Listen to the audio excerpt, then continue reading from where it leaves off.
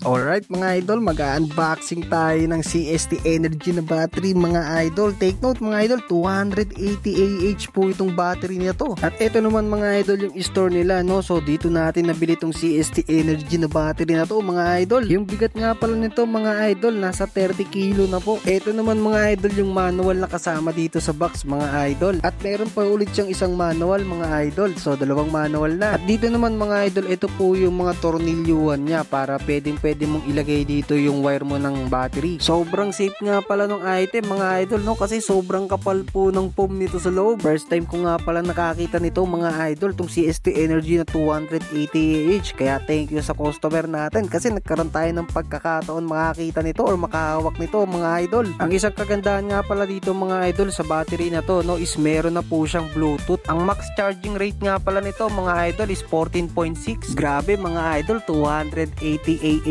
na to or 3,584 Wh.